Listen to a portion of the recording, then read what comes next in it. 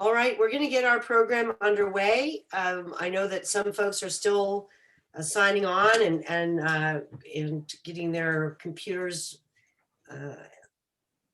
fired up.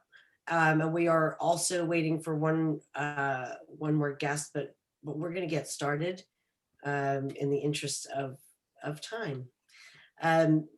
Welcome to this afternoon's Roadmap to Recovery Program webinar workshop on for 2020 wildfire impacted households. Our subject we'll be covering tonight is taxing matters for wildfire impacted households.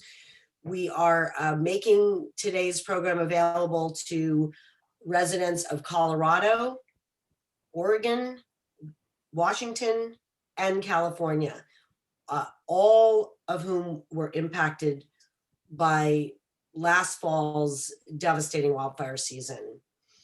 So because we're addressing mostly federal tax rules, the information we'll be providing is valuable to all of you. There are some California specific points we're going to hit, but other than that, we will be speaking about the federal tax rules for your income tax filings with the Internal Revenue Service.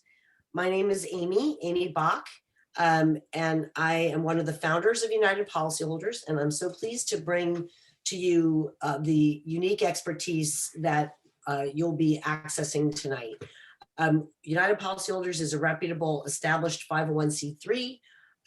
We've been in business since 1991, serving as a trusted information resource and a respected voice for anyone who has bought insurance throughout the United States and needs information or needs help.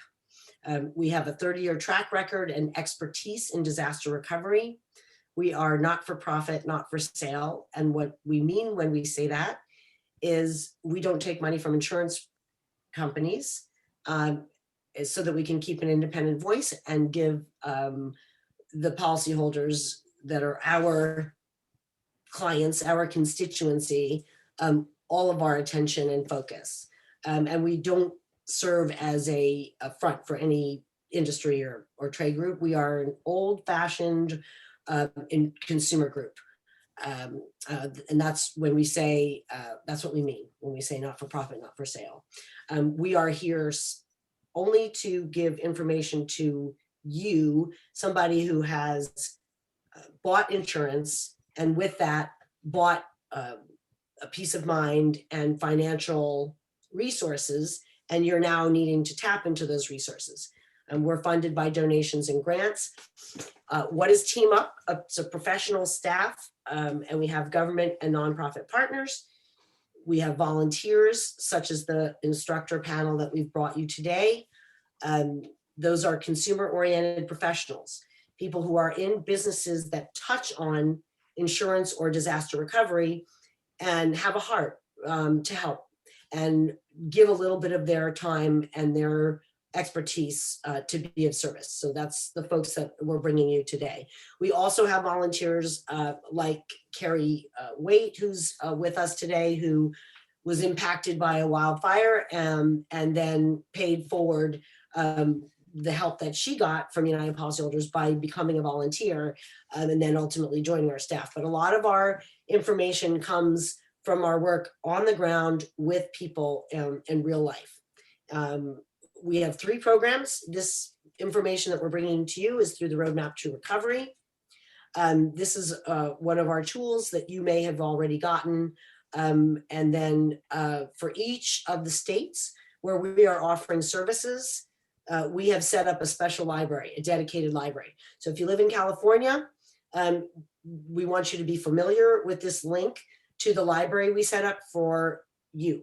And you'll find all kinds of information, including the recording that we're making right now, and then previous workshops. And the same goes for Colorado.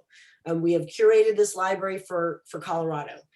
So we have done our best to give you locally relevant help. Same thing with Oregon, same thing with Washington. So those are all on our website. A little bit of fine print.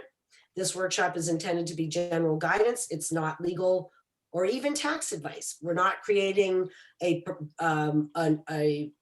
professional or client relationship with you. We are here to educate you and give you information.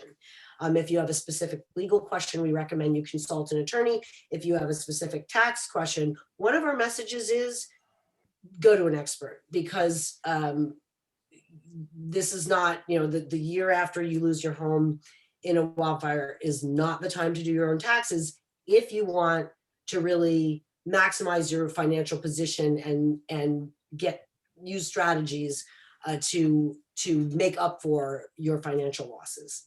The best way to do that is working with somebody like one of these three people or somebody like them, where you're not their first client who went through a disaster. And so all the three people that are with us today, Mike Musson, who's in Sonoma, Jerry Schreiber, who is in New Orleans, Louisiana, and John Trapani, who is in the Los Angeles area, all of them have had, I would say probably hundreds at this point, of clients that lost a home in a wildfire, hired them, and got their tax guidance through one of these guys. Mike has the dubious distinction of also being a disaster survivor himself. He lost his family home, his mother's family home, in the wildfires in 2017 in Sonoma County.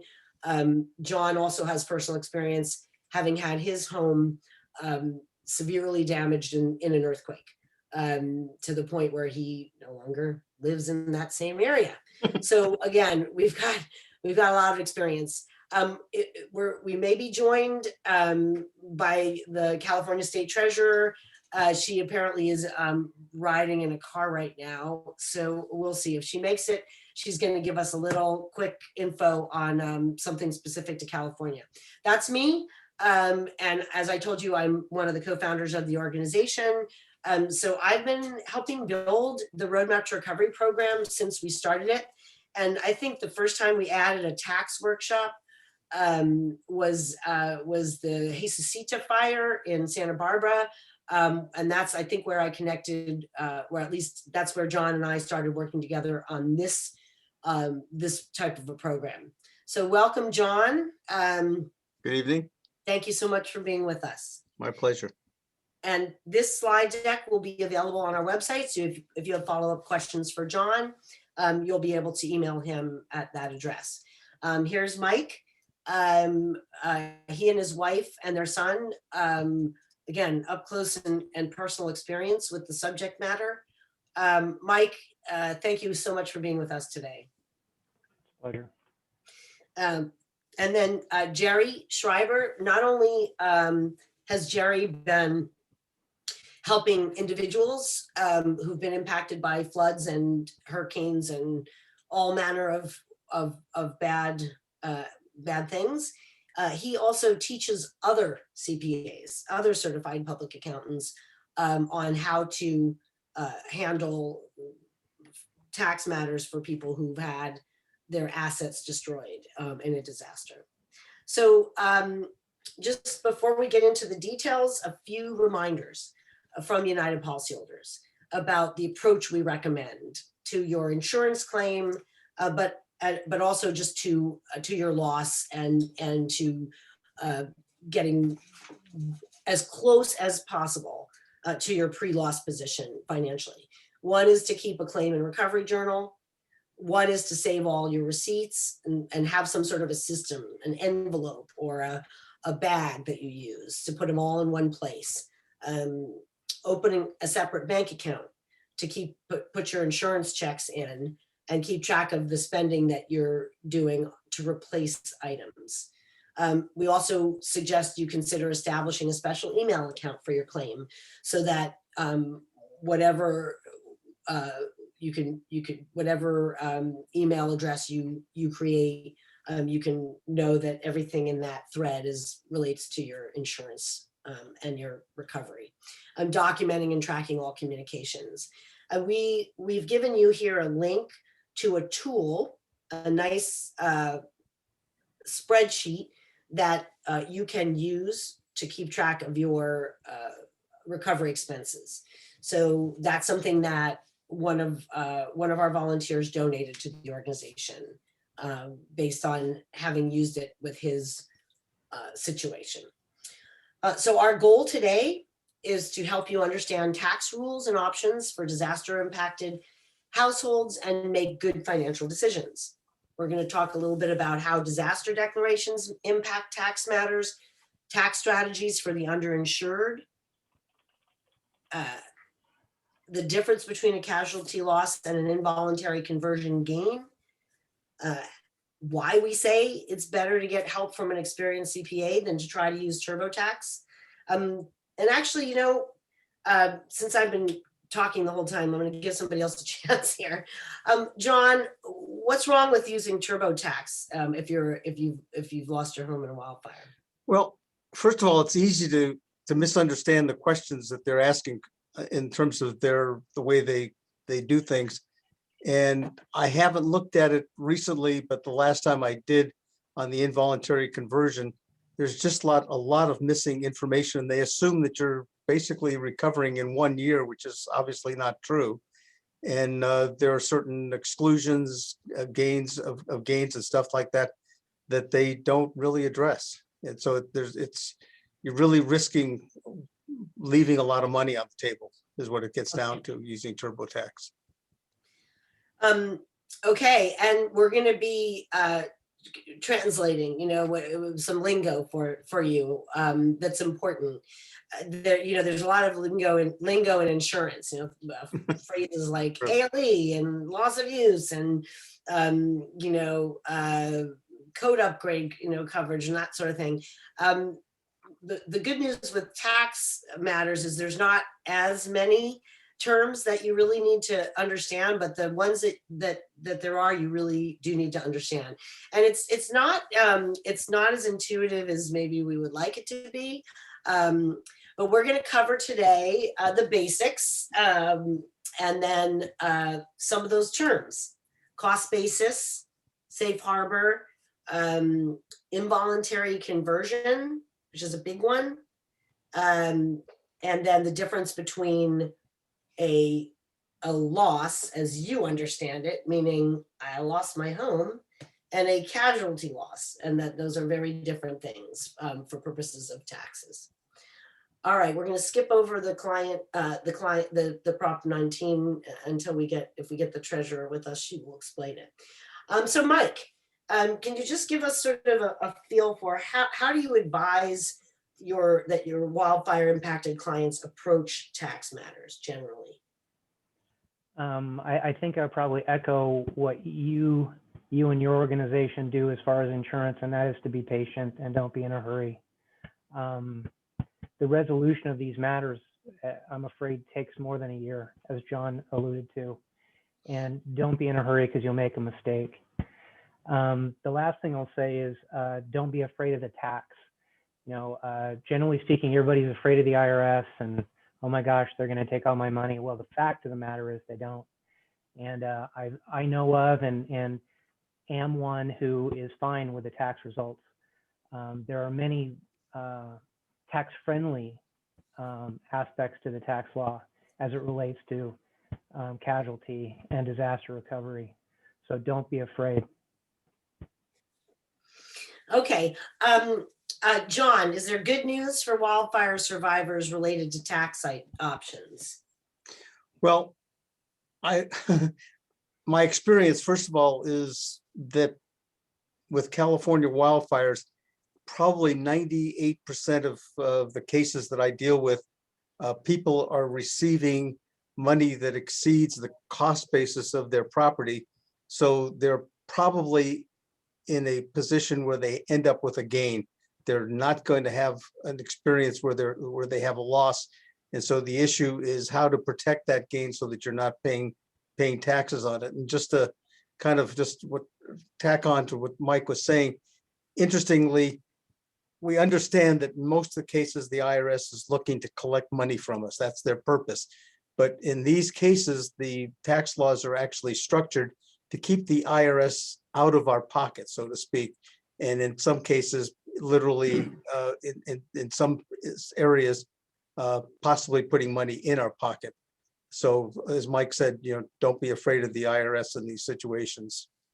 And is that because wildfire survivors and a number who are involved, affiliated with United Policyholders, have actually gone to Washington and lobbied for some breaks for disaster victims on income tax matters?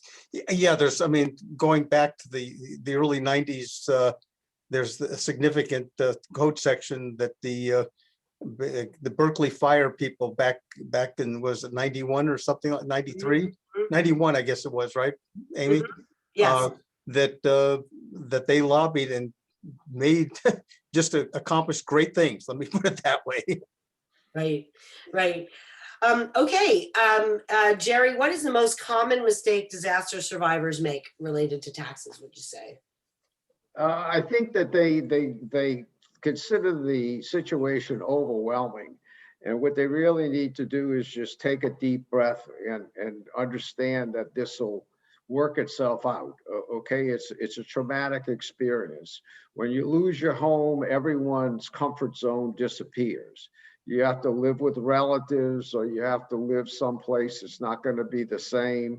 It's hard to explain to children why they lost their favorite toy because of a Mother Nature. Here with flooding, how can I explain to children that they lost their toys because the Corps of Engineers didn't maintain the levees?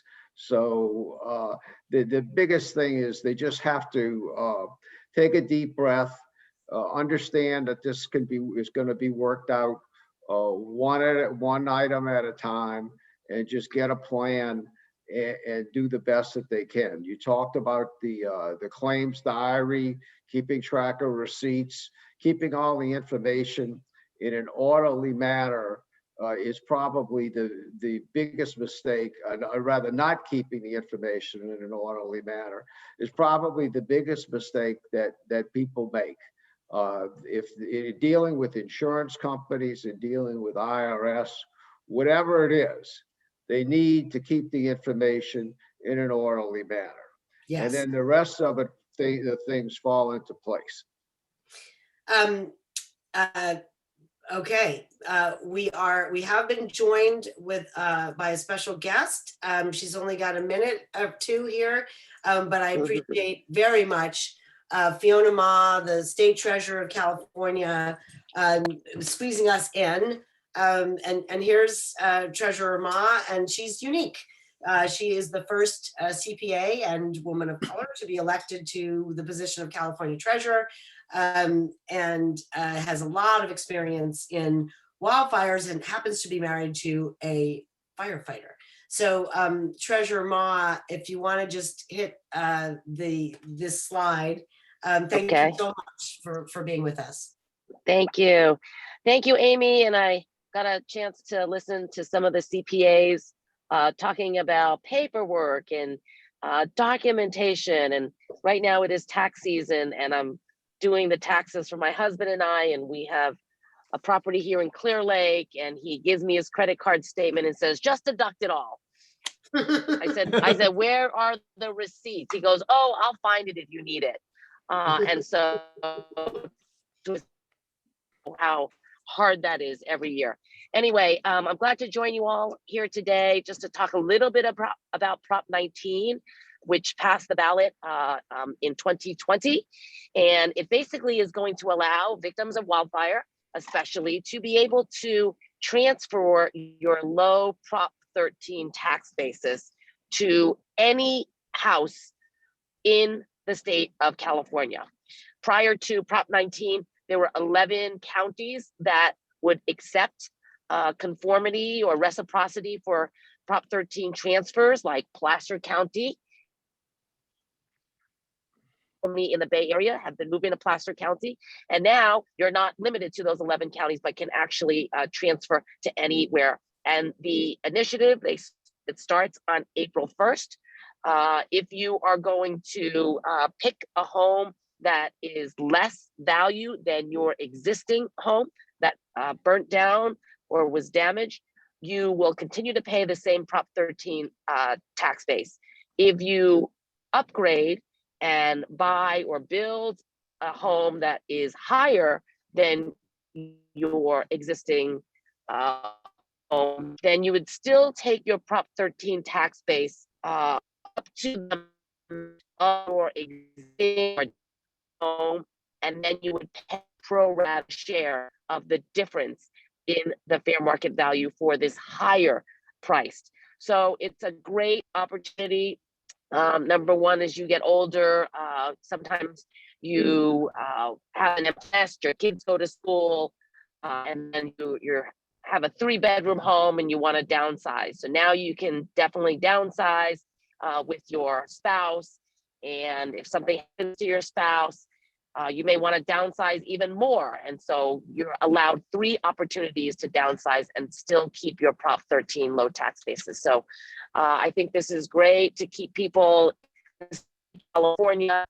Prop 13 was meant to keep people in their homes so that they wouldn't get prices of an increase, significant increase in property taxes. So I hope that people will find that this is helpful moving forward. Thank you so much, Treasurer. And we know that many people, not only do very few people want to build the exact same home, most people do want to build something bigger or smaller, but what we also know is that an increasing number of people want to get out of the WUI, out of the, they don't want to have to rebuild in the, go through either going through the rebuilding process or staying, in a place where they may, face another fire.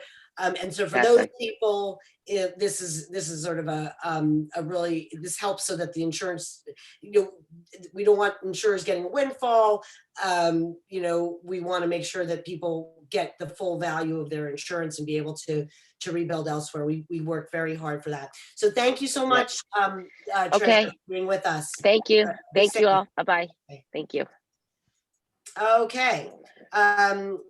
Important IRS tax terminology. Jerry, what's all this? What's the big hoopla about a federal or presidential disaster declaration? How does it affect a wildfire impacted household's financial position?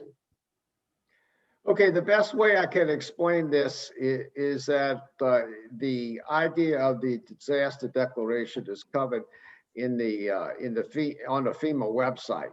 And so to get casualty loss relief, you need a federally declared disaster declaration. And in most cases, you guys have that. And so you're going to get the casualty loss relief under the Tax Cut and Jobs Act. With the presidentially declared disaster declaration, what happens is that the governor of the state sends up to the president through FEMA a request for a disaster declaration. And there's 2 kinds of assistance that FEMA does. One is individual assistance and one is public assistance. The public assistance would be things like roads and cleanups and things like that.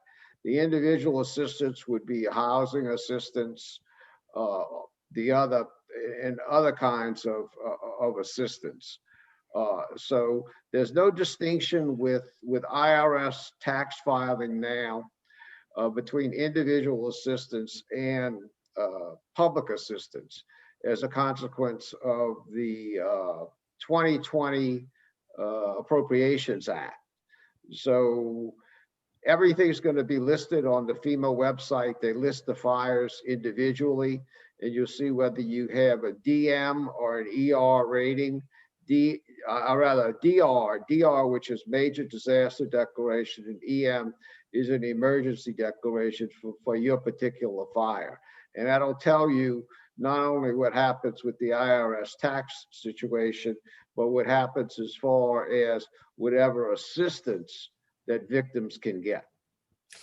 Okay, Mike, what's the deal with cost basis? What does that mean, and why does it matter? I'll use it in the terms of, hopefully this isn't too big of a tangent, but I'll use it in terms of investing. And so if let's say we invest in $10,000 worth of Intel stock and it's worth $50,000 right now, I'll ask you a question, Amy, how much can I lose? Can I lose 10,000 or 50,000? 50,000? I can't lose any more than I spent. Okay, So I can't lose air dollars, in other words, appreciation, but I can lose my investment. And so basis is that investment. And so basis, when we talk about a principal residence, for instance, would be our acquisition costs plus improvements. To some extent, generally speaking, it doesn't matter how much it was worth when it burned. It matters how much you paid for it. what you paid for it, right? Yeah.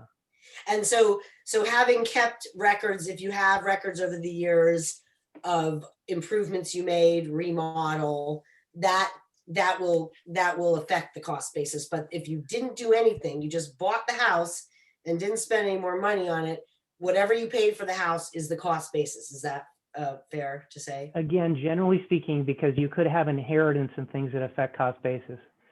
But just remember that what it was worth means more, means something for insurance or replacement value, for instance. And as I believe somebody said this earlier, the language for insurance and the language for tax are very different, right? So Yeah. think about cost basis when you're thinking about tax. Don't think about value per se. Okay. And I'll admit to the audience that even though I have been doing this work for so long, I did not fully grasp this concept until I had a pretty good conversation with these gentlemen about, well, how, and we're going to talk about this, how could I always thought, well, casualty loss, I lost my house I had a casualty. So, 2/3 of the people that United Policyholders helps are underinsured. So I always thought, okay, so then you can use your tax return to write off, just like, Fiona, the treasurer talked about her husband saying, I want you to write off all these expenses. Okay, I figured, well, you can write off your losses, that, the underinsured portion of your loss on your taxes. And that is not, it's not that simple. It'd be great if it was, but it's not, because of the fact that that for tax purposes, we're not looking at what it's going to cost to put your house back and determining, we're looking at what was your cost basis. So that leads into, and that's kind of a revelation, and make sure you all know that if I didn't get that, after all this time, don't feel bad if you're just starting to get it now.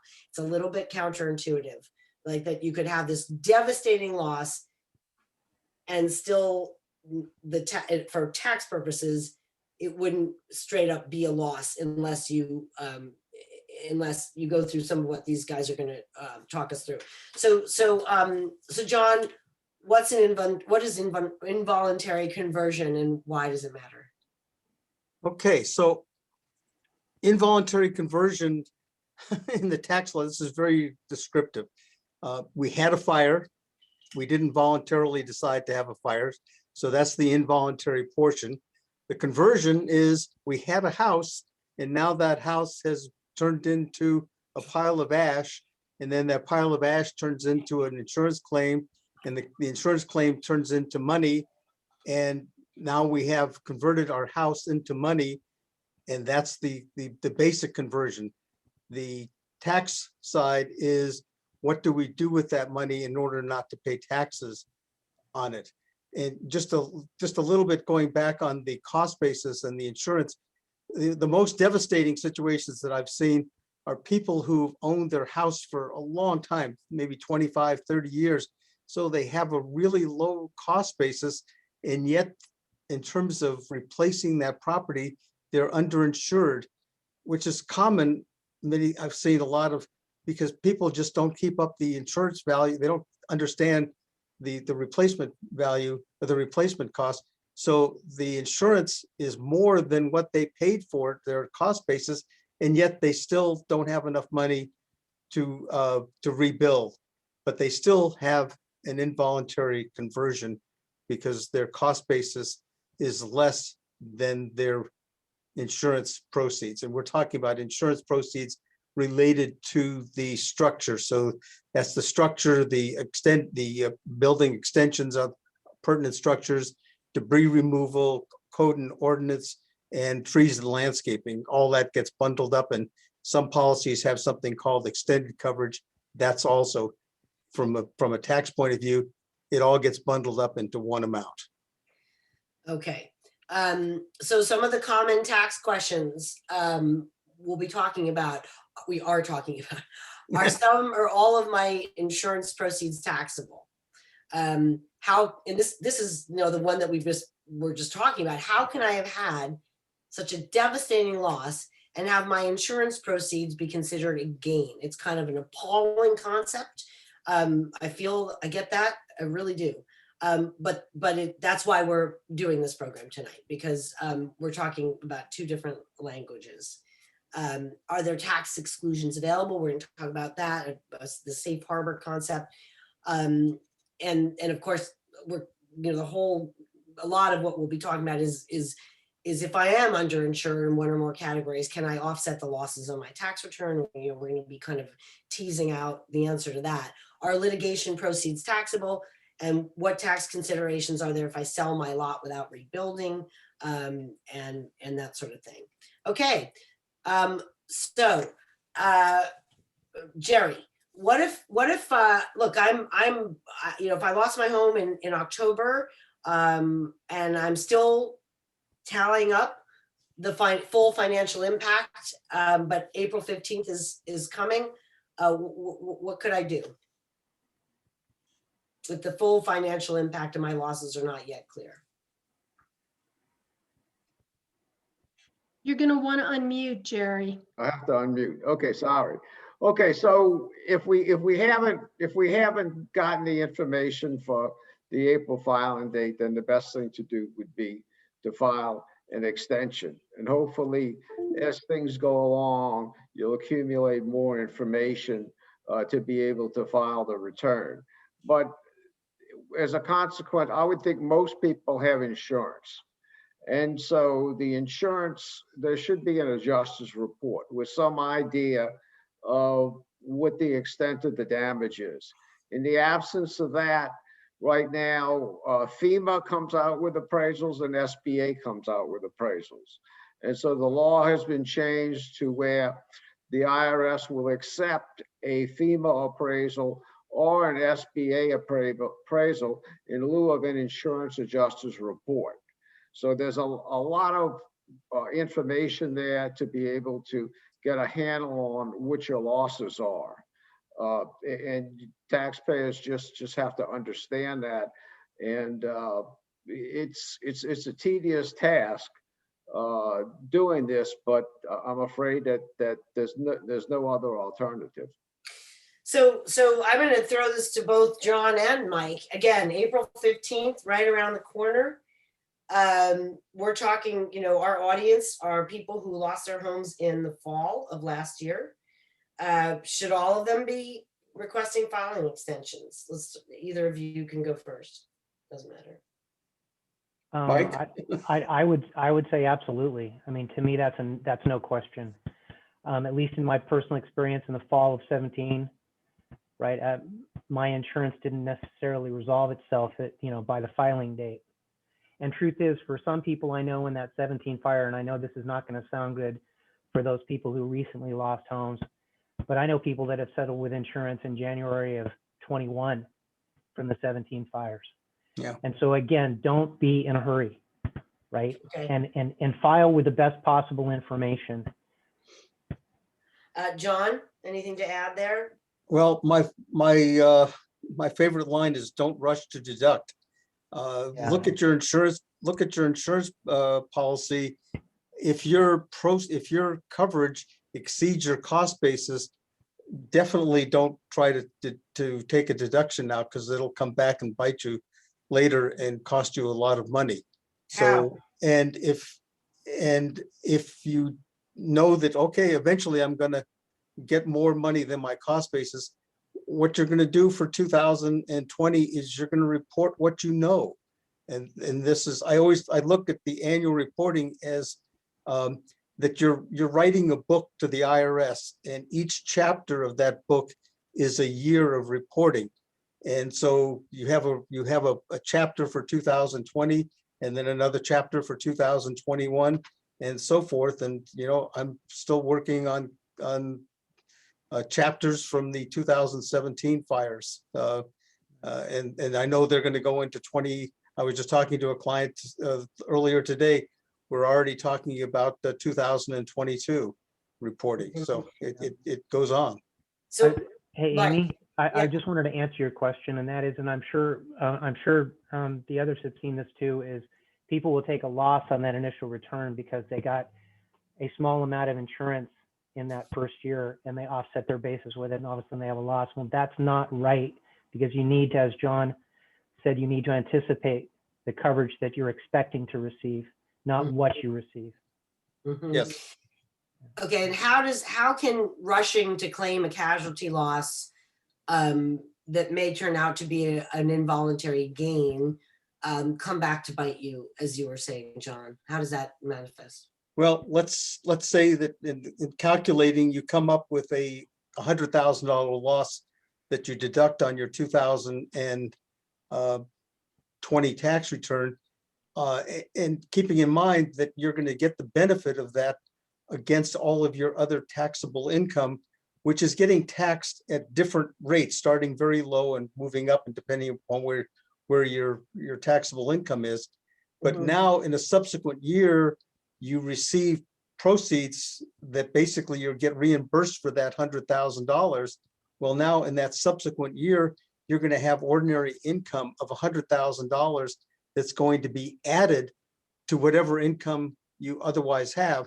So it's very likely that you could pay taxes and in a later year at a much higher rate than you got the benefit.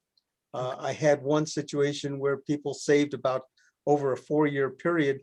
They using carry forwards and stuff, they saved about $20,000 in taxes, and then they got their insurance. They got a recovery in the 5th year, and all of a sudden they were faced with a $48,000 tax bill just paying back the taxes on that amount that they previously got those benefits. They were not a client of mine at the time that they deducted they got Right, the 20,000. Well, I think another thing that makes our speakers unique is that you guys are kind of a resource for other CPAs, right? So for those of you who are out there listening and you have a CPA that you really like, that's fine. You don't have to, dump them, but you can make sure that they know about the resources that our speakers have been putting out. I mean, Jerry does a lot of continuing education for other CPAs, so does John. So you can tell your CPA to get in touch with one of these guys, or at least to look at and watch some of their materials.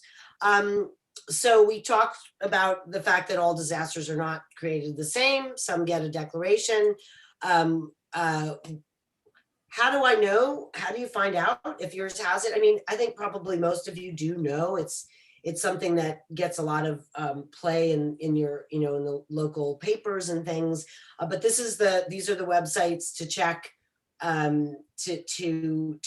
for your area. And Colorado is definitely still in play. Colorado, there has been there's one of the impacted areas you're able to apply for an SBA loan, but that's it.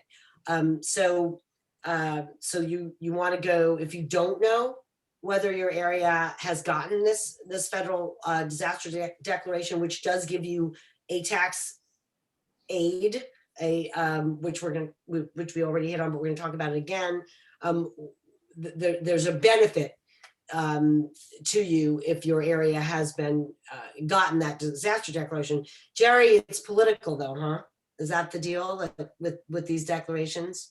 Yeah, your first link there, what's going to happen is if you go to that page, you're going to see a bunch of boxes and you're going to scroll down to your state. Okay, so whether it's California or whether it's Colorado, and then it's going to list all the disasters, the declared disasters in your particular state, as opposed to scrolling down through. I mean, there's a lot of disasters. And so you just want to look at your California disasters or your Colorado disasters. So it'll tell you the state, and also besides, you know, there's tribal areas that get included in this too, because whatever the politics are behind that is. Now, on the second link, IRS is going to have a specific page devoted to disaster guidance. And on that, it's going to be separated according to year. So 2021, 2020, 2019. So if you would click on 2020, then it would list all the news releases for all the filing delays that it gave during the 2019 for every state and every area in the country. So you want to maybe look at that. Now, as I mentioned, in the 2020 Appropriations Act, there was a code section that was added, which gives an automatic 60-day filing delay in certain instances. And IRS would, or it's only recently that they were willing to accept this. And so that's there. I don't know really that it's going to affect a lot of people, but for instance, I had some people who were in Texas and they didn't get the filing delay that they thought they were going to get, because this was not, because IRS would not accept this in June, and they ended up being able to claim some retroactive relief. There was also another procedural thing with a tax court petition that they thought the taxpayer had filed one day late, and it ended up, no, it was timely filed, and they had to go back and reinstate it. So there's a lot of information on the IRS website. There's a lot of information on the FEMA website, and you should at least know where it is to be able to go look for it. Okay, so it's not the end of the world if your disaster doesn't get that presidential declaration, because there's still lots of strategies you can use. But why does it matter, John? Why does it matter how my disaster was designated? Well, first of all, assuming that you've got an involuntary conversion, well, let's go the other way first. Assuming that you've got a casualty, actually do have a casualty loss, since the beginning of 2018, if you don't have that disaster declaration, you don't have a deductible casualty loss. They were taken away with the 2017 tax law through 2025. Great. Assuming you've got a gain, then and it's a primary personal residence, there are a number of things that kick in. First one is that any proceeds you receive for contents, furniture, clothing, all that stuff, you don't have to figure. If you can figure a loss on that, that's fine. But generally, you probably don't have a loss. So if you don't have to actually figure a gain, you can just, in a sense, just pocket that money. It's just yours to use however you want. You don't have to worry about paying taxes on any of it.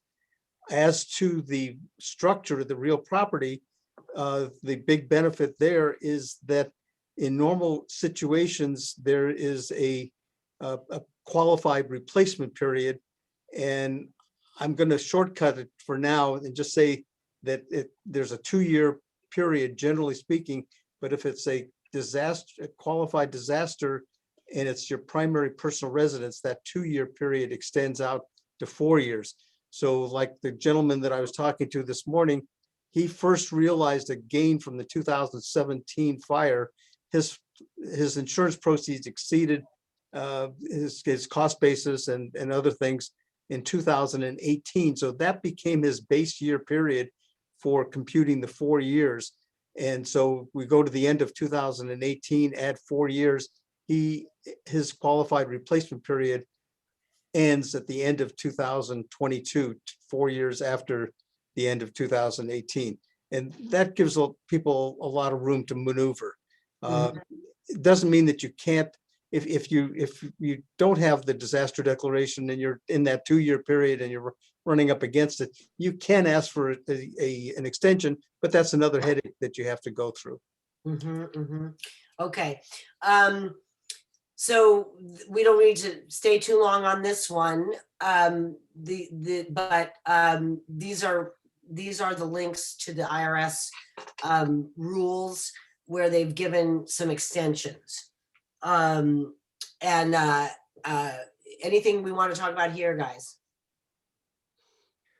Do you have, I can't remember, did you put down the link for the IRS FAQs for major disasters victims? No, is Okay, that? but there is also extensive FAQs on the IRS website for major disaster victims. Okay, And so it's gonna have the answers to most of the questions that people have. okay, Yeah, I I'm think we sorry. have that up on our website now as well. okay, great. But as far as we know, I think Jerry, you mentioned earlier that the IRS has extended the tax filing deadline for Texas. Is that right? Because of the storm? Texas, Louisiana, and Oklahoma because of the winter weather. Okay, but for California, John and Mike, as far as we know, no extensions. I'm not Okay. aware. I'm not aware. Okay. I mean, this slide really applies to filing 19's returns, Okay, right? So we were extended to January 15th. So we in effect just wrapped up our tax season, and that's. oh, right, Yeah. because of the COVID, the Everything, yeah. Okay, this is just advice here on getting copies of your prior returns, which shouldn't be too difficult. Here, anything that, any like traps for the unwary in this, on this slide? I would say just not necessarily a trap, but back in the days when we filed paper returns, and if you asked for a copy of your return from the IRS, you got back a copy of that paper return. But now with the e-filing, my understanding is the information that you get back, keeping in mind when you e-file a return, it's not a picture of that paper return. It's data off of that return that's getting filed. And so the information that comes back may be a little difficult to decipher. I don't know if anybody's seen any of those transcripts. I have not. Just heard about them. Transcripts aren't that fun to look at. Yeah. All right, so we talked about, do I want professional help? Look, I mean, I don't judge other people who, do their own taxes, more power to you.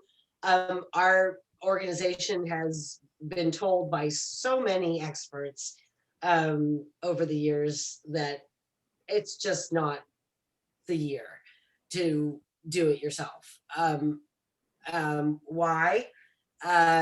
Because of all this, right? Because there are changing rules, and there are you want to make sure that you're taking advantage of whatever the code gives you as a disaster victim, right? So we talked about penalties and downsides. I think it's pretty clear we have a strong, we are urging you strongly. Yes, you want professional help. Hey, Amy. Yes. I just wanted to add that and the others can kick in if they'd like. There's really hard to put a template over the top of something and answer generally. Everybody's got their own set of facts and circumstances, and it's really complicated. So you can't just kind of take a general, oh, it's going to be this. Well, it's really hard to do that. You've got to look at all the little pieces of data. Mm-hmm. And so in that case, you really do need somebody to look at it that kind of knows what they're doing. Having said that, and I'm going to echo something you said, I don't want to do anybody's tax return. I got plenty of returns to do. But if they've got preparers, I think any one of us, for instance, could spend enough time with them and give them the resources to have them actually answer the question themselves. Okay. Yeah, there's something else going back. I mean, IRS knows the areas that are damaged, okay? I mean, for instance, in Hurricane Katrina, I think that, I mean, the insurance companies knew exactly what their exposure was because the risk was insured, it was reinsured, and it was reinsured again. And the guy who was the third reinsurer made something like 50 million. So they know probably by address and by block. And if the insurance companies have these models, I would not be surprised if IRS gets a hold of them and they know where the damage is by zip code. And look, it's not an IRS deal to go in and to attack people who lost their houses and to rake them over the coals. Okay. Right. They know this, okay? I mean, and John and Michael know, you know, we used to hear about scoring returns, how they scored returns. So, I mean, they know pretty much what people should have lost, unless it's really an exceptional set of circumstances. I mean, they can tell by what the income is, what kind of personal property the person should have had. And if it wasn't insured, then what the loss should be. I mean, a person who makes $10,000 a year cannot lose $100,000 in personal property. Right. Okay, it's very simple. So they know that. They're not in the business of raking people over the coals. So don't be scared. Just make a good faith effort and be honest with what you're doing. Now, one other thing going back, okay?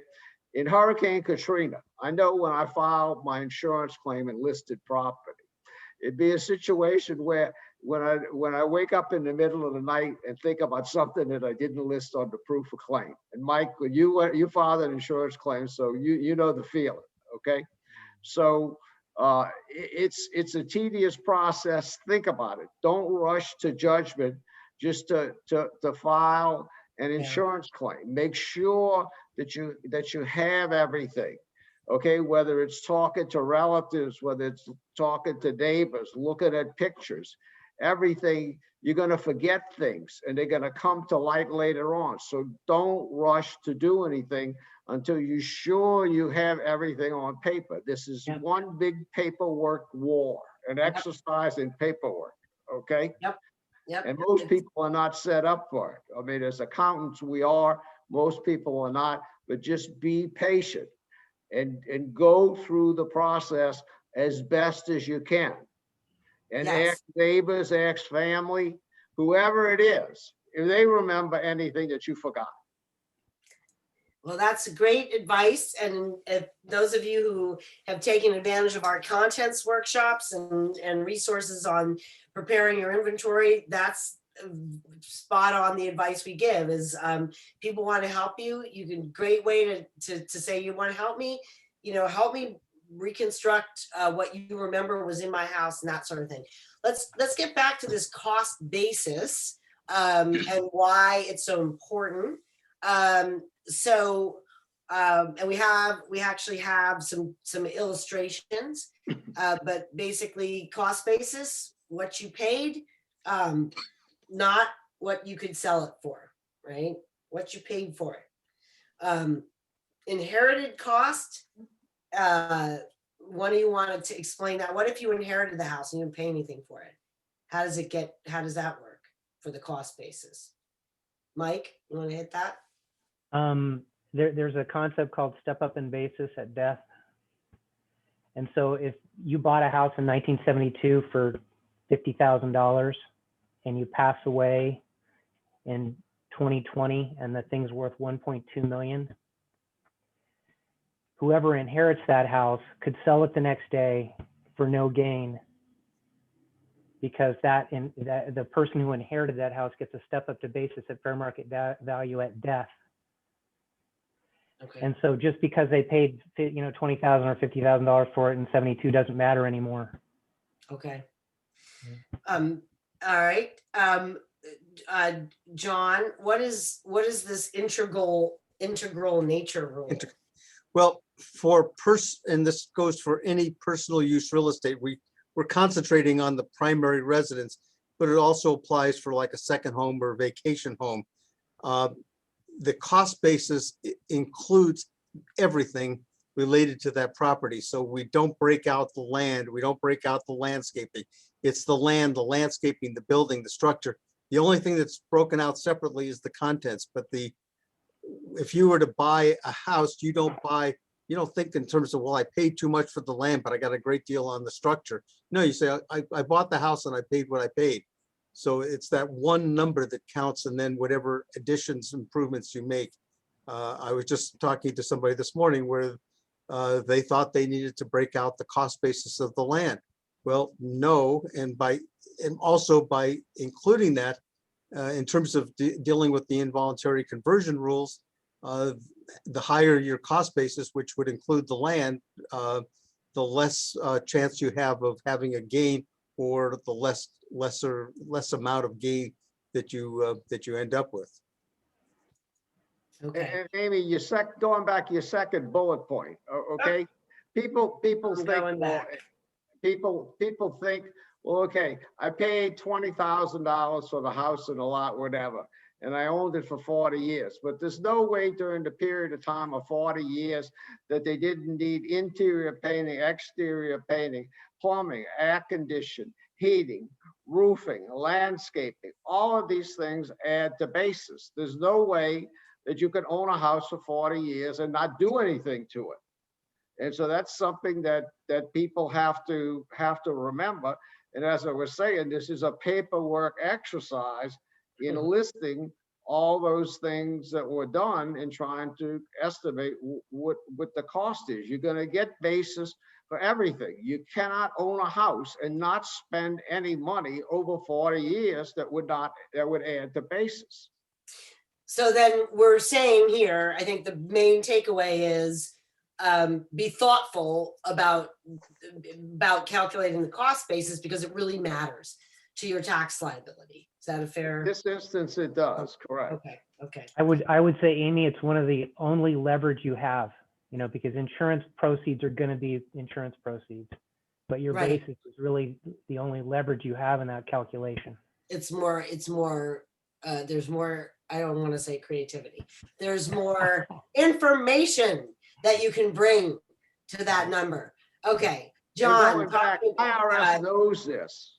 Yes. Okay, IRS knows you cannot own a house for 40 years and not do anything to it. Okay, they know that. All right, they're not gonna rake the person over the coals. All right. Okay, if you say so. No, I'm kidding. That's a joke.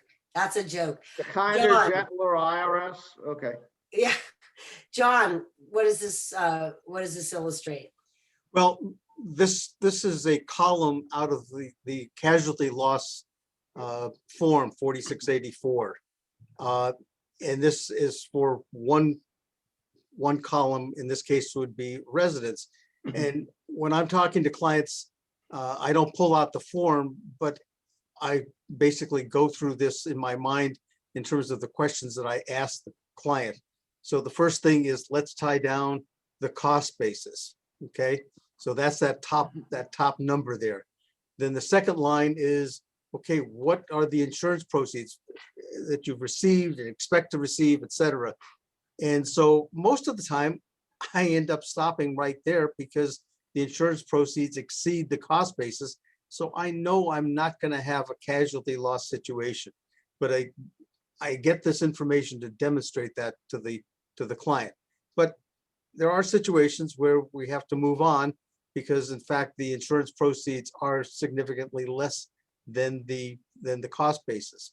So then we move down to lines 5 and 6, and we need appraisals, independent appraisals for those amounts. So the value immediately before the fire and the value immediately after. I tell people this is basically theoretically a nanosecond apart. You had a house, you don't have a house. And so the value before is you can think of as how much if I was selling the house, how much would it have sold just before the fire? The value after is what remains. And there's a couple of caveats here that appraisers need to be aware of. One is there is a concept of temporary buyer resistance. The IRS says, you know, immediately after a fire, the area is devastated. People don't want to buy. You literally only have fire sales and prices are depressed. And those prices will come back. And I think I've read this once, and I forget where it is in an IRS document where they basically said, you know, those prices will come back in a couple of years because people forget. I don't know how long it takes to forget. But theoretically, there is some immediate buyer resistance, and that has to be blended out of the post fire valuation. But there's another thing that also has to be taken into consideration, and that's that, again, this is the value immediately after. Well, it's not the value after you've cleaned up the lot. It's the value in its mess. So that debris is impacting, reducing the value of the property. So you have two things happening. One's moving it up and one's moving it down. And you come to what is the actual, the appraised value after. So the difference between those two amounts is what I call on line 8, it's what I call the economic loss. That's if it's not your financial loss, but from an economic value, you had a house that was worth $775,000, and now you've got a lot that's worth 100. You've lost $675,000. You compare that difference to your cost basis. You can never have a loss greater than your cost basis. So whichever number, the cost basis or that decrease in fair market value, is your loss. And then from that loss, you deduct the insurance proceeds, coming up with your basic loss, which then there's some additional deductions, adjustments after that, but that's where the base part. Very, very helpful. Very helpful. Okay. And these slides are going to be available to remind everyone, just so don't feel like, oh, I missed that. What did he say? You will be able to watch the recording and you'll be able to look at the slides. Okay. Let's talk about some of the funds that disaster survivors may get that they don't have to pay taxes on. Let's see. So we've talked about the federal disaster declaration is helpful in your payments for contents not being taxable. John, what is the first bullet point there? Payments for ALE, to the extent they're being used to pay for additional living expense, temporary rent, etc., including insurance proceeds and FEMA payments. So those are not taxable, correct? If you have a federal disaster declaration. Well, it doesn't matter whether or not you've got a federal disaster or not. ALE, to the extent that the money that you receive for ALE is actually getting spent on actual additional living expense costs, renting furniture, maybe additional mileage that you're driving to get kids to school or get to work or things like that. Those are expenses that you can pay out of those ALE receipts. And as long as when you're done, and which might be 2-3 years down the line, as long as the proceeds do not exceed what you spent, you don't have any income from it. There are cases where people, I've seen cases where people make money off of the ALE, and so at some point down the line, that excess ALE may turn into income. And on the other hand, because it wasn't used to pay. Correct. On the other hand, if you have expenses that exceed what you got from the insurance company, I mean, with certain policies, there's just limits on very low limits on the ALE payments. And it's possible that you actually are incurring more than what you receive. That excess expense is not deductible. It's not part of the casualty loss. Okay, so Mike, a lot of people up in your area got some money from PG&E, sort of like I don't know, apology money. Like some people got like a 25,000, maybe not up in your area, but in the, I know with the San Bruno pipeline explosion, PG&E gave all the victims 25,000 cash. Is that taxable? Potentially no. Although I think you do need to understand what that payment was for and what the attorneys called it. But for instance, I'm just going to use some knowledge. The San Bruno gas explosion, those payments, I believe, were defined as section disaster payments under 139, code section 139, and so therefore are excluded, are not taxable by definition. And Okay. for instance, California even hopped on and conformed to that. But I would not depend on the treatment of PG&E's payments in that gas explosion and treat any payment from PG&E related to a disaster, because it really depends on the way that the litigation is structured and likewise the payment is structured. Okay, so all right. So anything else, any other proceeds or payments that are definitely not taxable and you don't need to worry about them? Well, if the Red Cross, gives you $1,000, that's not going to be taxable. And that really comes under that same code section 139. Okay, If you have an employer who says, geez, Jim, we want to help out, here's $5,000, that's not taxable. okay. So, okay, all right, good. But here's some of the things that would be taxable.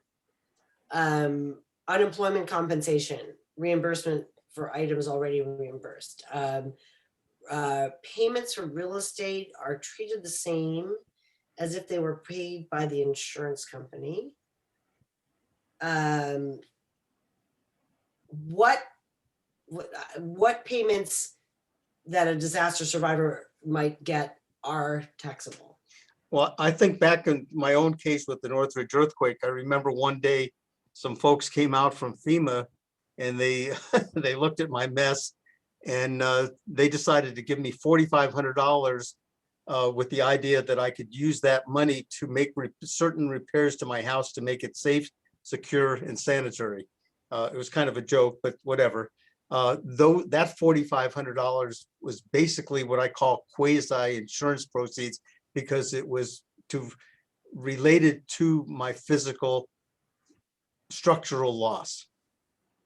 On the other hand, one day everybody on the block got checks for $2,300 from FEMA, and it was just a general grant, and that comes under that 139 section. The charitable, okay. Well, not charitable, but they were just non-tax, totally Not taxable. non-taxable. Yeah. Okay, all right. Jerry, before we leave this slide, what monies might a disaster survivor have gotten that could be taxable? Is this anything you want to add to this list? No, I mean, all of that 139 money, 139 G and H, the code sections were put in after some people got money from FEMA for a flood here in Louisiana where they got the money to raise their houses. And FEMA ended up filing 1099s on them, meaning they would have to report it as income. And then that's the reason why that code section was put in, to take away the burden that if they used the money to raise their house, then they wouldn't have to pay taxes on it. So it's either going to be a qualified disaster payment under 139, or it's going to be under the general welfare exception, where the people would not generally have to pay tax on the money that they get. Mm-hmm.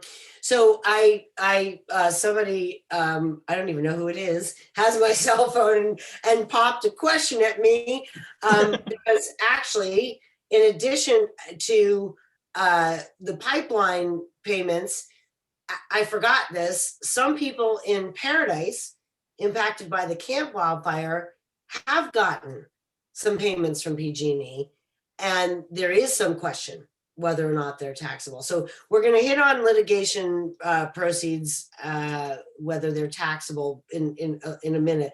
But let's just make sure we close the loop here on personal property and contents losses in an area where you have a federal disaster declaration. All right, so they're not taxable if they were in your primary residence. So let's see. Let's go with Mike. How is it different if the home you lost was a second home? And you're welcome to punt it to somebody else if you haven't had a lot of that. Yeah, the principal residence component is important. And if it's not your principal residence, then you could have a different treatment. When we're talking about proceeds on the building, for instance, and the exclusion for the principal residence, well, that's not going to apply if it's your second home. So I don't know if anybody else wants to comment. Second home. Anything to say here? Well, I would just add that keep in mind that on that second home with the contents, you're making a claim with the insurance company and you're detailing all of the couches and the bedding and the spatulas and all that stuff and so once you've got that list, then it's a matter of going back and making a good faith estimate as to what the cost basis of that stuff was. Mm-hmm. And then you look and say, oh geez, do I have a gain? Or maybe I even then with content, there's a tendency, I think, of probably having a gain, but now you can defer that gain by buying replacement contents. So as long as you're replacing the contents, but it's separate from what you're spending dealing with on the structure. So now you have two different reportings, one for the structure and one for the contents. They're similar, but because it's a second home, you have to deal with the contents. Whereas if it's a primary residence, you don't have to worry about the contents. Mm-hmm. So I'm going to throw something at you that I didn't prep you guys for. So get ready. A lot of policies have a sublimit, internal hidden sublimit for business property. So the most we'll pay for computer equipment, business equipment is $1,500 or $2,500, right? Because insurers are like, we insured this as a residential personal use. We'll pay for a little bit of business property, but not too much. So how are so if I have business property, and of course during COVID, everybody's working, not everybody, but a lot of people are working out of their houses.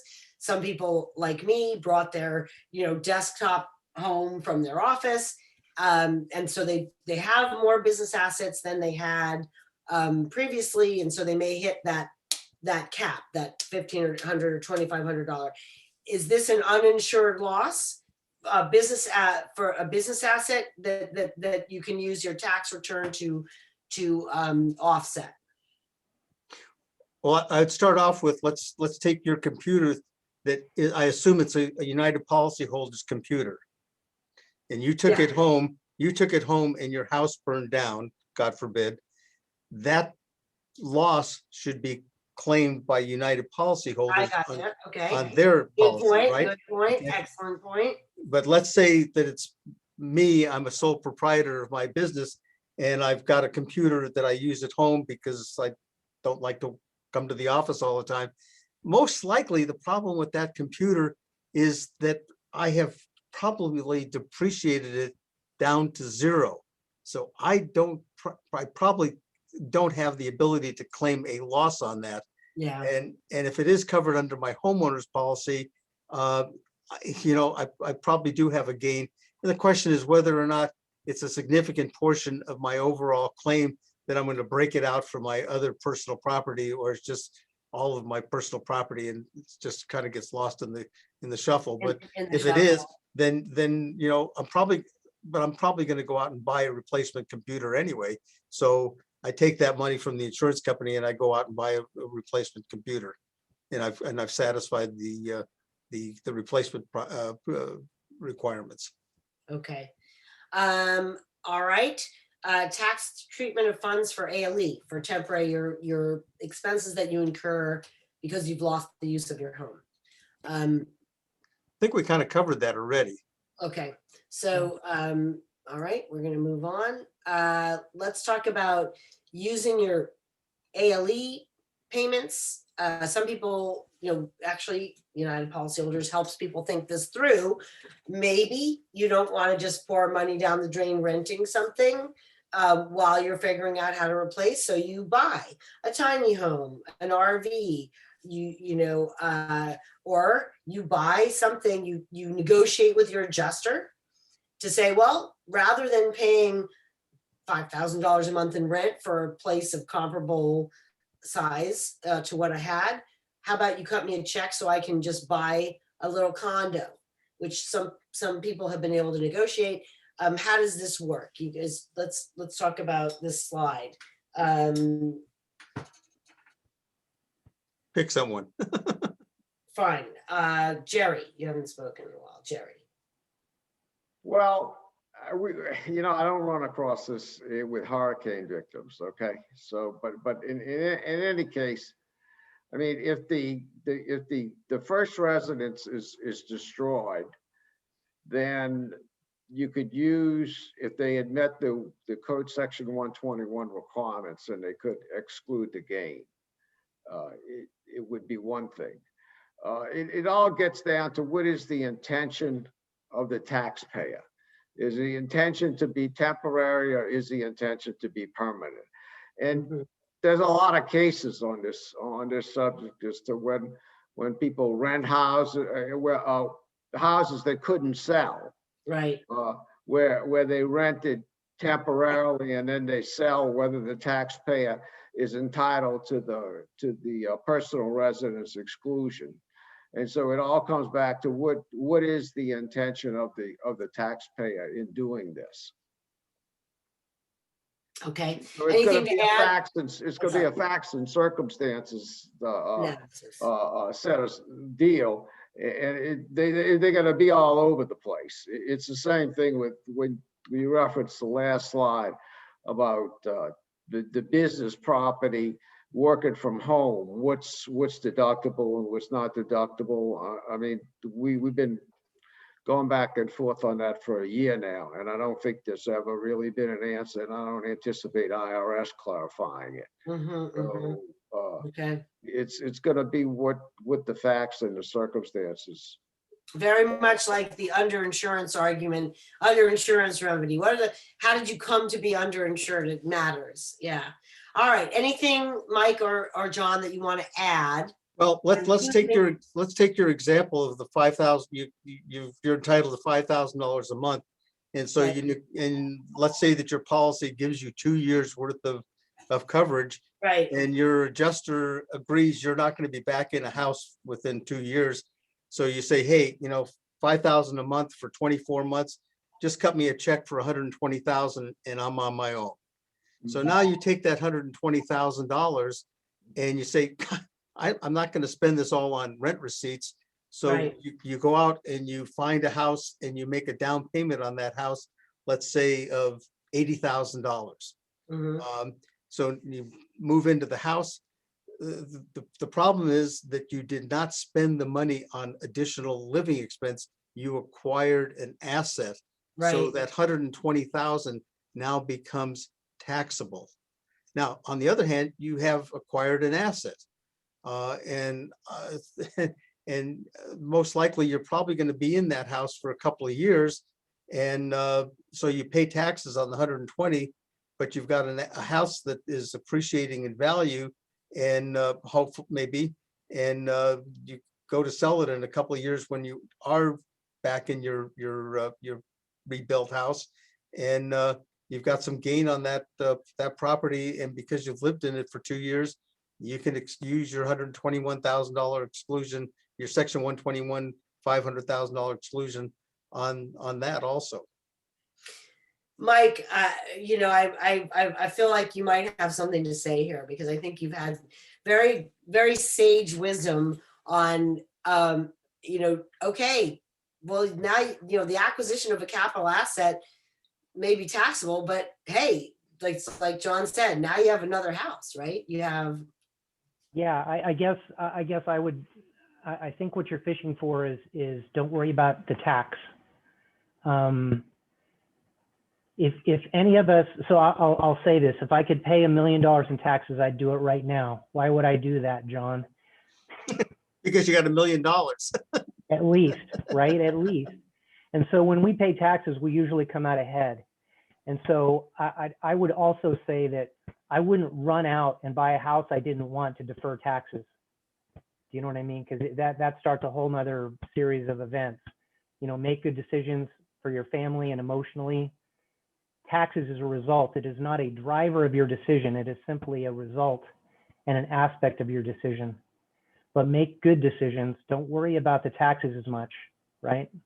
Just an Well, aspect of it. Yeah, going back to my example in Amy's situation that you presented, I had 120,000. I only spent $80,000 on the down payment, so that left me with $40,000 that I could pay the tax on that 120. Where the risk happens or the problems happen is the person uses the whole 120,000 for the down payment on the house, and then they don't have the money out of that ALE funds to pay the taxes that they've accrued. Right. You know, I think that in the background of all this too is really understanding and identifying the buckets of money that you have. ALE, Yes. personal property, building. absolutely. Absolutely. And to that, you know, I refer our audience to the previously recorded videos that we have free of charge on our website, including how to read your policy, how to figure out what your maximum available benefits are, and all that. All right, so we are moving into somewhat of the home stretch. Do I have an IRS reportable casualty gain? Which is very hard, I think, for a disaster survivor to get their mind around. How could I possibly have a gain when I've suffered such terrible loss? Or do I have an IRS reportable loss, right? So if I'm underinsured, do I automatically have a loss for tax purposes? We've talked a lot about this already now. No, because you may have actually had a gain in the IRS's view. If you paid less for your home than the amount of your dwelling claim, right? We talked about the disaster declaration and the fact that there may be ways to offset and convert the gains.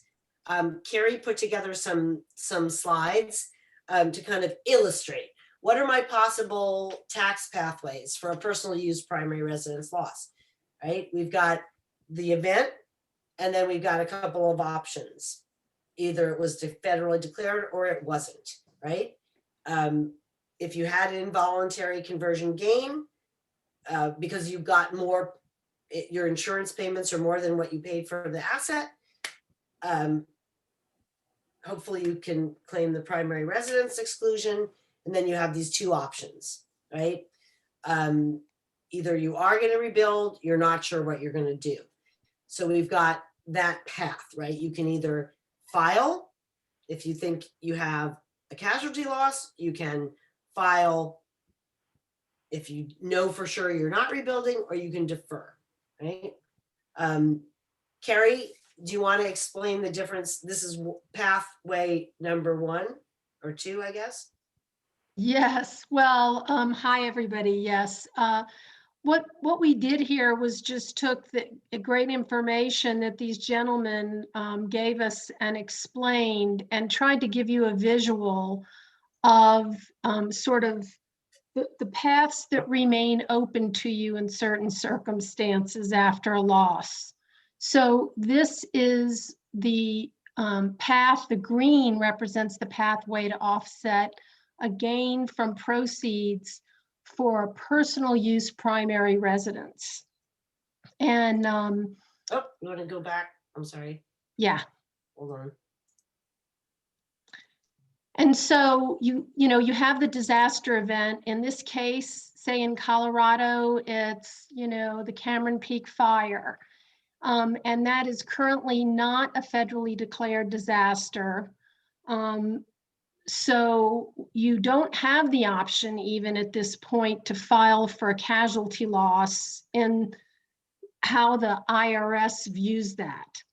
But you do have the potential to offset a gain from the proceeds, still open to you.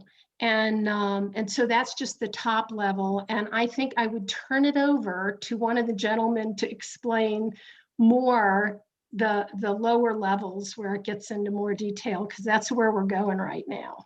Okay. So Mike, what is this slide all about? Well, it tries to illustrate what I think we've been talking about, where insurance proceeds is well in excess of your basis. But you are able to avail yourself of the principal residence exclusion.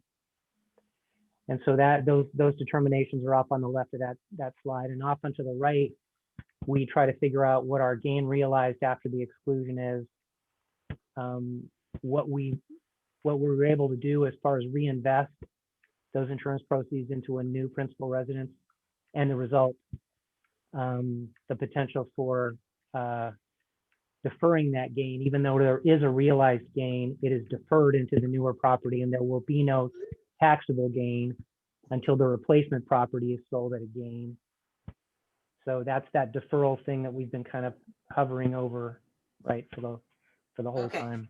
So in this example, the cost basis of the principal residence was 175,000, but they got this $800,000 insurance payment, which is, from a tax perspective, a problem, but not a fatal problem.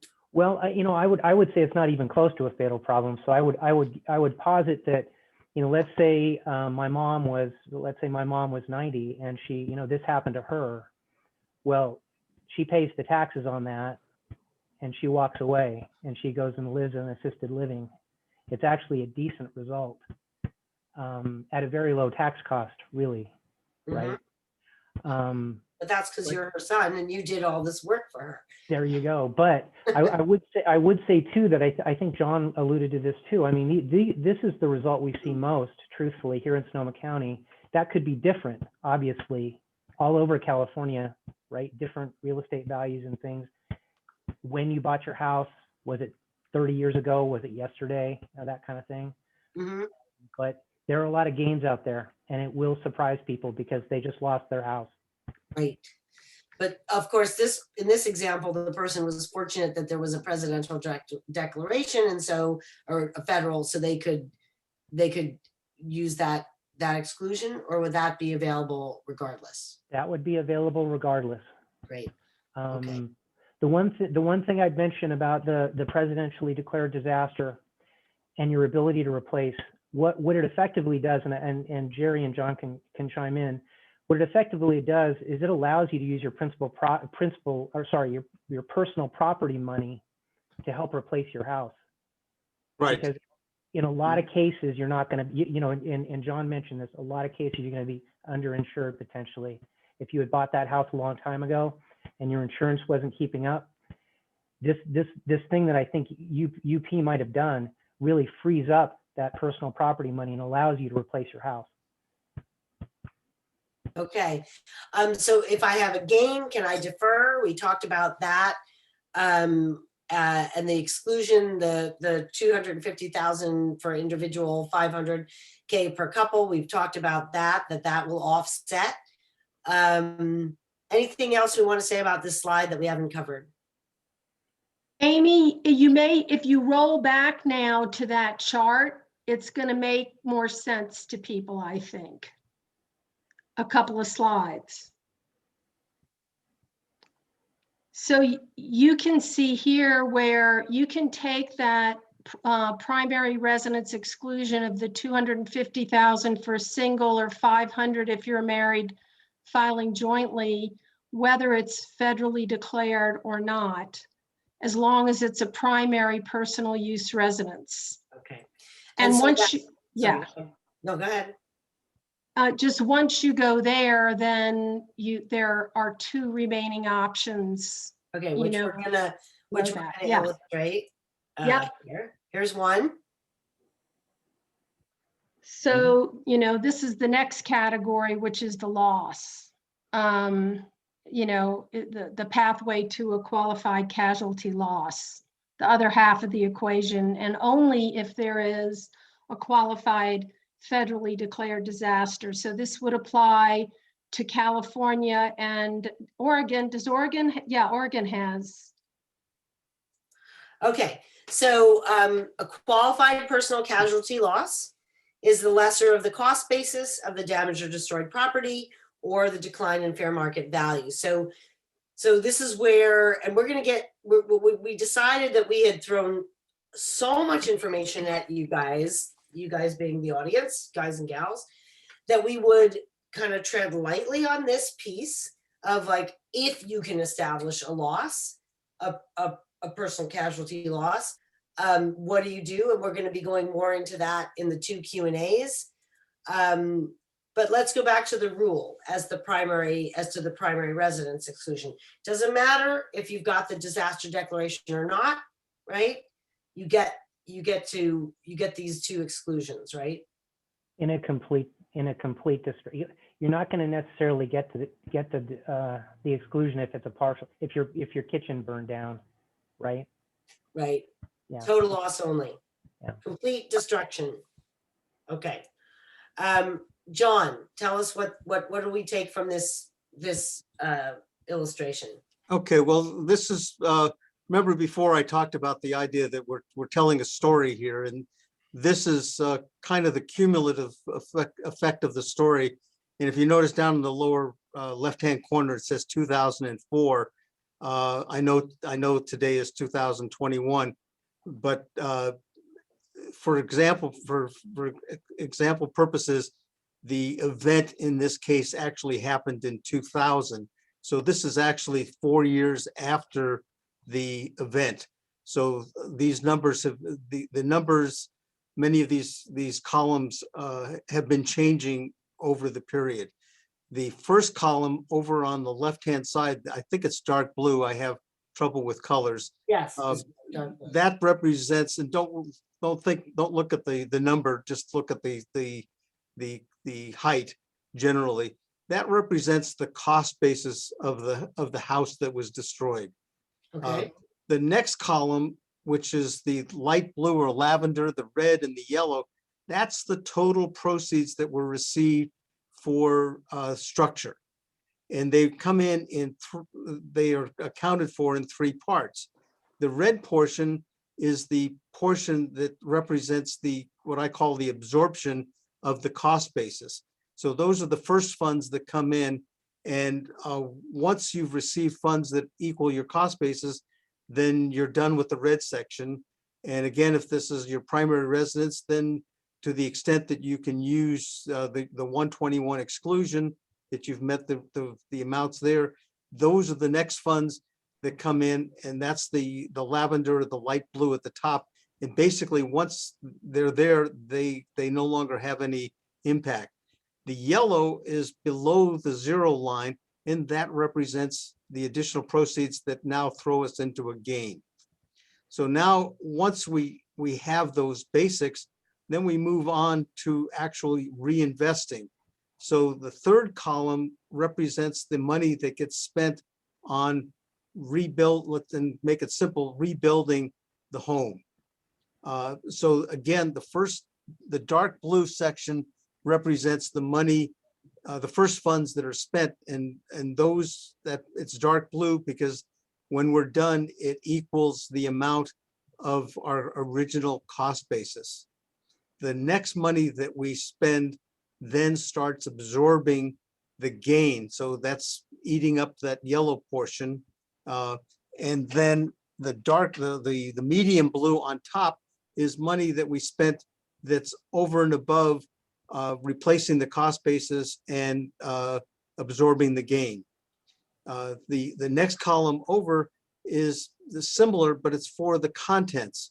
And we get to combine the contents money that we spend along with the money that we spend on the structure. And the benefit here is you see that there's the yellow portion that's below the line there. Well, that's the portion of that total gain that's getting allocated to the contents, and basically it disappears because you're not gonna sell that table. You're not gonna sell that shirt that you bought, that jacket that you bought. It's gonna get worn out. The dry cleaner is gonna lose it. The kids are gonna destroy the table. The television's is gonna break down. So that money that we get to count in that area, one, it absorbs the gain, and in some cases, we may not even be spending enough on the structure, and so it actually helps absorb the replacement cost that we have to spend on the structure too. Okay, so this illustrates how you come out at the end if you Right. do the math right. And over That's the fair. years 2000, 2001, 3, 4, 2, 3, and 3 previously, these columns are liquid, so they're flowing. This happens to be what happened at the end in 2004. So those are those 4 columns are the primary columns to focus in on. Okay. Okay. Well, it's probably a little late to take a deep breath. We've been going for over 90 minutes. So what we're going to do is we're just going to hit a few little other considerations, and then we're going to look forward to seeing those of you who have questions on the 24th and the 25th. But let's just zoom through here. Timing considerations. You have 4 years worth of, well, I rather than having me explain this, let's have Mike, why don't you explain this, the timing considerations and the replacement period for involuntary conversions? If you have that disaster declaration, then what normally would be 2 years to replace becomes 4 from the point at which you have a gain, by the way, and I think John made that point earlier. I'd also mention that the extensions are available, and we've not even related to the 17 fire. We've had other opportunities in the past to file for extensions, and all you need to do is be reasonable. And we've never been turned down. So, and just to let you know, just give you some, let's see, the house burned down in October of 17. We moved into our rebuild in November of 20 in a very difficult market to build, both in material cost and labor, et cetera. And so it takes a while to rebuild. And we know people, right, that have lost their houses in 17 that still are working through that rebuild replace scenario. So we have and will, we filed 2-year deadline extensions for the Kincaid fire that happened in 19, just to be protective. And we will file 4-year extensions for the tubs, et cetera, from Okay. 17. Yeah. Okay, Jerry, what if we're in Colorado, we're frustrated, we didn't get our federal disaster declaration. What's our situation with the 2 years? You're on mute. They're not going to have the special casualty loss treatment. But what I have to do is what Carrie mentioned is I have to look at those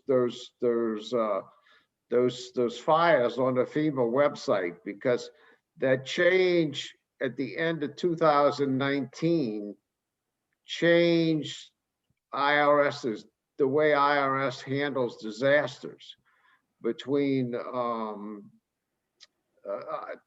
where they can't do what they used to do in the treatment of these some of these disasters. So I'm going to have to look at that, and we'll know for the next question and answer session, because as I said, there was things that came up this year that, for instance, the people in Texas around Beaumont, they should have gotten relief, but they didn't get relief because the guidance came out after the fact. So I tend to think that that's possible with not only the Colorado, but when I look at some of the California fires that didn't have major disaster declaration and only had emergency declarations, that I think they could possibly be covered. But I'm gonna have to look at that and see what it is. It's more an after the fact set of circumstances that we had to kind of get a hammer out to get IRS to give us this relief. So we'll have to just see. I'll get with you guys and see Okay. what it is. Okay, thank you. All right, other circumstances, maybe you had a rental. We talked about second homes. Maybe you want to use your dwelling replacement funds to buy more than one property. Lawsuit settlements. We're not going to get into this now. We've gone a little over. So buying multiple properties. Again, you can look at this slide deck. If I sell my lot, will the proceeds be taxable? Very, very common question.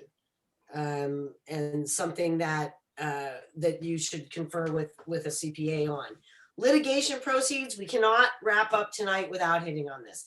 This morning, or yesterday morning, United Policyholders hosted an informational webinar for the 70,000 people who have filed claims against the utility in California for having a role in not maintaining their lines and they're not keeping brush off their lines, having a utility line spark fire, take out an entire town. We're not going into the pros and cons there, the equities. It's a horrible situation. Similar in Mike's region, some of the fires were attributed to utility and utility negligence. And so lawsuits, thousands of them. So guys, I'm a plaintiff in a lawsuit. I'm hoping to get some money out of it. Am I gonna have to pay taxes on that money? So I'm gonna start with John. Our non-physical injury claims, how does this work? Are they taxable? I get non-physical injury, otherwise commonly known as emotional distress, that is 100% taxable. Additionally, the attorney's fees that you paid to get that emotional distress net money are also taxable. The fees themselves are technically deductible as miscellaneous itemized deductions. Oh, I'm sorry, we no longer have miscellaneous itemized deductions. So you end up paying taxes on a fairly large number. So I would suggest that anybody who gets money related to emotional distress, you might go out and get a hamburger, but don't spend much more than that before you talk to a tax advisor on that. Yeah. John, I'm sorry, Mike, anything you want to add? Jerry, the tax consequences of litigation proceeds. Well, I would just add that you mentioned something about 1099s, and it's interesting because PG&E did not issue 1099s in that San Bruno gas explosion. And so the second thing is, and I think you mentioned this, just make sure you understand what why you sued them and what the payment is for. Okay. Yeah, I agree with that. I mean, people get surprised with these 1099s as a consequence of lawsuits. I'm seeing them here as a consequence of the BP oil spill now, that they finally settle some of this litigation. Some lawyers issue them, some lawyers don't issue them. It's all over the place. But if you got the money, you want to tell whoever prepares your tax return that you got the money, to make sure that if it is reportable, that you report it versus not reporting it. Yes. And, good lawyers put quite a bit of effort into trying to frame the terms of the settlement so your what you recover won't be taxable. But it's obviously not a black and white situation. Yeah, and getting the copy of the lawyers, the agreement with the lawyers is very difficult sometimes. Something else, you guys have punitive damages there. We don't have that here in Louisiana. And so that's another whole category, too much for tonight. But if your lawyers have done their job, they will have attributed as much of the settlement to non-physical injury claims. I'm sorry, to physical Correct. injury claims as possible. Well, what they're going to try to do is they're going to try to maximize the money. And so they may try to maximize the emotional distress also, because it's just not, the money's just not there in terms of claiming it for the structure. Right. Okay, well, we're not going to go into business losses tonight because we've really hit a lot of important points, and we've gone, these are important topics. We needed to tease them out. A reminder about the accounting spreadsheet that we offer for free, and the importance of having whatever system works for you to put receipts in one place. And it's not the same for everyone. For me, it's a folder. For some people, it's a Ziploc baggie. It doesn't matter what it is. Just find the system that works for you. For those of you who are in Colorado, this is the information for your division of insurance.